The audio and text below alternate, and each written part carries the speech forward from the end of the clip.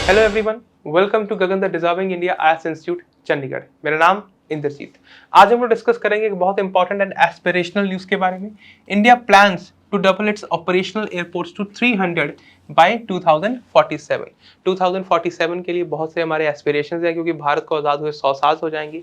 तो वो जब एक 100 ईयर्स पूरे हो जाएंगे, तब हम चाहते हैं कि तब तक हम बहुत से टारगेट्स को अचीव कर लें, जिसमें से एक मेजर टारगेट ये भी है। राइट, क्या है ये और क्यों न्यूज़ में है, और कौन से ऐसे फैक्टर्स हैं जो इस एक्सपेंशन को डिमांड कर रहे हैं। यहाँ पर ड्राइविंग लिखा है, आप डिमांड भी लिख सकते हैं कि मतलब ऐसी क्या जरूरत आन पड़े कि 300 एयरपोर्ट लगे जाने हैं। देखो, it is about the development of the country. जो एग्जिस्टिंग एयर स्ट्रिप्स हैं, एयर स्ट्रिप्स जहां पर जहाज उतारा जा सकता है, हो सकता है कि कई ऐसे इलाके हों जहां पर सिर्फ एयर स्ट्रिप्स हों, प्रॉपर एयरपोर्ट ना हो। Right, the airport authority of India, airport authority of India हमारे यहाँ पर प्रॉपर एयरपोर्ट्स को कंट्रोल करती है। They plans to develop 70 air strips into airport. जो पहले से एयर स्ट्रिप्स एग्जिस्टिंग है उनको एयरपोर्ट्स में कन्वर्ट करने की बात हो रही है, which will be capable of handling narrow body aircraft जैसे A320 हो गया या B737 हो गया। ऐसे अगर हम एग्जिस्टिंग एयर स्ट्रिप्स की बात करें, मांडवी में, सुल्तानपुर उत्तर प्रदेश, तूरा में, ठीक है, Madhya Pradesh can be upgraded for small aircraft and nearly 40 air strips are slated for development to accommodate small aircraft. नए एयरपोर्ट्स की बात करें तो अगर किसी भी इलाके के 50 किलोमीटर के दायरे में कोई भी एयरपोर्ट नहीं है तो वहां पर नया एयरपोर्ट बनाया जाएगा। New airports will be built for the existing airstrips cannot be developed और if there is no civilian airport within 50 kilometres. अब यहाँ पर एक टर्म है न्यू ग्रीन फील्ड एयरपोर्ट। अब ग्रीन फील्ड एयरपोर्ट का मतलब है कि हरा हरा होगा? नहीं नहीं, ये एक इकोनॉमिक्स की टर्म है। जब हम किसी प्रोजेक्ट को बिल्कुल नए सिरे से बनाते हैं, नई लैंड एक्वायर करके वहां पर हम एयरपोर्ट बनाने लगे हैं, तो उसे ग्रीन फील्ड प्रोजेक्ट कहते हैं। तो ग्रीन फील्ड एयरपोर्ट का मतलब है कि बिल्कुल नई फ्रेश लैंड देखी, वहां पर हम बिल्डिंग्स बनाएंगे, एयरस्ट्रिप बनाएंगे, उसे बिल्कुल फ्रेश एयरपोर्ट बनाएंगे, उसे बोलेंगे green field airport. Right, the new greenfield airport may be constructed in Kota, ठीक है, परांधूर, कोटायम, पुरी, पुरुंधर एटसेट्रा, कार निकोबार एंड मिनोकॉय, जो अंडमान निकोबार आइलैंड्स में है, यहाँ पर नए बनाए जा सकते हैं।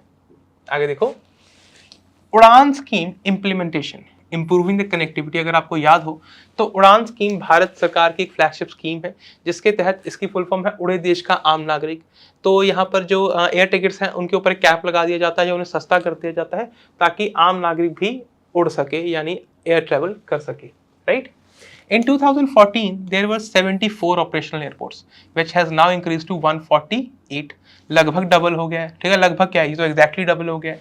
Under the Udan scheme 68 underserved या unserved destinations including 58 airports, 8 heliports, helipad नहीं लिख रहा हूँ, heliport, and 2 water aerodromes have been connected. It has provided air connectivity to over 29 states and UTs which is very important for our developing country। हम भारत के हर नागरिक को या हर इलाके को एक दूसरे से एयर कनेक्टिविटी देना चाहते हैं। राइट, यही ऑब्जेक्टिव था उड़ान स्कीम का। इंडिया के एविएशन इंफ्रास्ट्रक्चर की बात करें तो it is over crowding. Over crowding क्यों हो रही है? भारत एक विकासशील देश है, भारत एक डेवलपिंग कंट्री है। डेवलपिंग कंट्री है तो डेवलप हो रहा है यार, लोगों के पास पैसा आ रहा है, मिडिल क्लास बढ़ रहा है, मिडिल क्लास के पास पैसा आ रहा है, उनकी डिस्पोजेबल इनकम बढ़ रही है। अब अगर उनकी डिस्पोजेबल इनकम बढ़ रही है तो जाहिर सी बात है, डिस्पोजेबल इनकम बढ़ेगी तो खर्चा तो करेगा ना। अब सोच के देखो, आपके पास अगर पैसा है तो आप पैसा खर्च करोगे, कहाँ करोगे? आप पहले अगर ऑटो से जा सकते थे, अब आपके पास कुछ पैसे ज्यादा है, आप जहाज से जा सकोगे, है ना। मतलब ऑटो और जहाज का कंपैरिजन नहीं है, बस का कर लो, क्योंकि बस से ही आप कहीं मान लो दिल्ली से चंडीगढ़ जा रहे थे, अब आपके पास पैसे थोड़े ज्यादा हैं, डिस्पोजेबल इनकम ज्यादा है, तो आप चंडीगढ़ से फ्लाइट लेके दिल्ली चले जाओगे। राइट, अब देखो, with the surge in air travel demand, major airports across the country are operating beyond their designed capacity. अब क्योंकि लोग बढ़ते जा रहे हैं, ओवर क्राउडिंग होती जा रही है, तो उनकी जो कैपेसिटीज है वो उससे ज्यादा पर ऑपरेट कर रहे हैं। राइजिंग इनकम लेवल्स, जो मैंने अभी बताया कि इसका मेजर रीजन क्या है, लोगों के इनकम लेवल्स बढ़ रहे हैं। Indian economy is projected to grow at substantially by 2047। अभी जो हमारी पर कैपिटा इनकम लगभग $2400 के आसपास है। ठीक है, अभी हमारी पर कैपिटा इनकम $2400 है। It is expected to reach $18,000 to $20,000 by 2047। अब ये इतना बड़ा जंप अगर हम एक्सपेक्ट कर रहे हैं, लगभग 10 फोल्ड्स हो जाएगा, 2000 के आसपास मान लेते हैं, 20,000 के आसपास चला जाएगा, तो ये बहुत बड़ा जंप है। 9 फोल्ड्स लगा लो। अब अगर 9 फोल्ड्स हो रहा है तो जाहिर सी बात है कि भाई लोगों के पास डिस्पोजेबल इनकम भी और ज्यादा होगी। Higher disposable income makes air travel more affordable for a larger segment of the population. जब डिस्पोजेबल इनकम ज्यादा होगी तो लोगों के पास खर्च नहीं हो जाता है। A growing middle class is likely to choose air travel over other modes of transportation for both business and leisure as well. Increased business activities and tourism resulting from economic growth will further boost the demand for air travel, right? अब तो ये flex करने का time है। Anticipated growth in air cargo, ये something very important है, ठीक है। बाकी जो ये पॉइंट्स है ना, ये आपको सब जगह मिल जाएंगे, ये आमतौर पर डिस्कस होने वाले पॉइंट है। ये ऐसे पॉइंट है जो इंपॉर्टेंट है और समझने जरूरी है। अगर हम बात करें, while passenger traffic is primary focus, वो तो है ही है, बट साथ में ये भी है कि भाई साहब जो एयर कार्गो है, मतलब एयर्स के थ्रू, अब हम बैठे बैठे अमेजोन से, फ्लिपकार्ट से कुछ भी मंगवा तो लेते हैं, आएगा कहां से? मतलब आप नॉर्थ इंडिया में बैठे हो, चीज साउथ इंडिया से आनी है तो ट्रेन के थ्रू थोड़ी आएगी, जाहिर सी बात है एयर कार्गो से आएगी। तो ये चीज की डिमांड भी बढ़ती जा रही है। E commerce growth is driving demand for efficient air freight services. E commerce क्या है? वही Amazon. India aims to become a major player in global air cargo market. New and expanded airports will have enhanced cargo handling capabilities, development of major international hubs. India aims to position its major airports as international hubs, competing with established hubs in Middle East and Southeast Asia. हम चाहते हैं कि हम पूरी दुनिया में as a hub project कर सकें अपने आप को। तो मान लो साउथ ईस्ट एशिया है या जो हमारा वेस्ट साइड है, ये दोनों के लिए हम एक हब के रूप में काम करें। The aspiration is driving the expansion and modernization of the existing airports, as well as the development of new ones to attract more international airlines and passengers, increase transit traffic, and boost tourism and business travel to India. Right?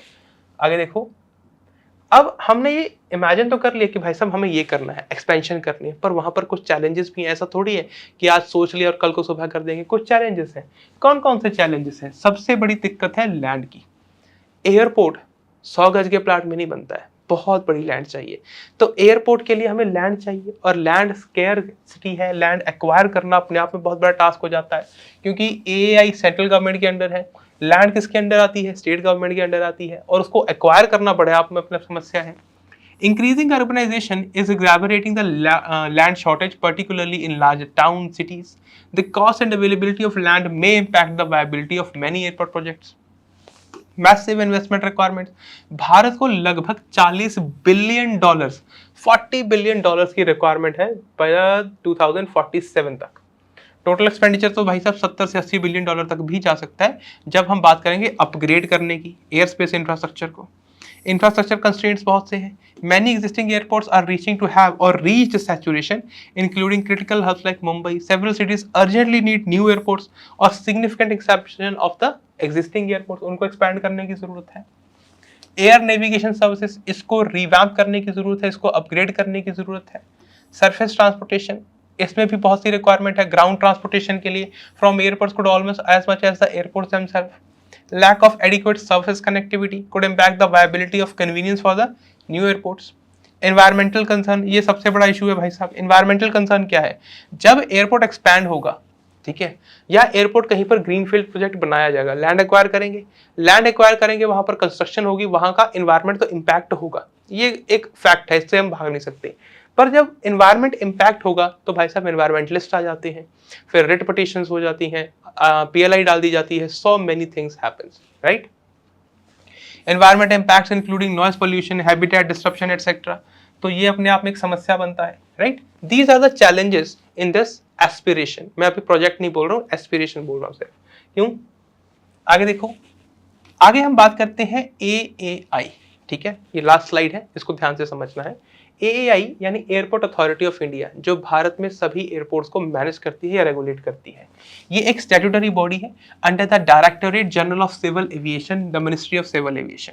Ministry of Civil Aviation के minister कौन है, ये आप मुझे comment section में बताएंगे कि इनके पास है। अगर पहले की बात करें तो पहले इसके मिनिस्टर थे हरदीप सिंह पुरी जी, ठीक है, सरदार जी हैं Hardeep Singh Puri.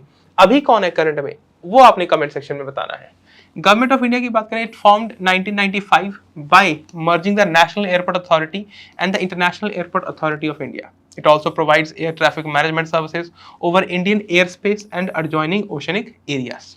The function of AAI includes airport development, airports control, passenger and cargo terminal management, and provisions of communication and navigational aid. It provides air navigation services to over 2.8 million square nautical miles of the air space, Bharat की जो air space है, भारत के ऊपर जो area है, ठीक है, उसको ये मैनेज करते हैं, राइट। आई होप ये टॉपिक आपको यहाँ तक समझ आ गया होगा। हम मिलेंगे नेक्स्ट वीडियो में, तब तक अपना ख्याल रखें, खुश रहें, धन्यवाद।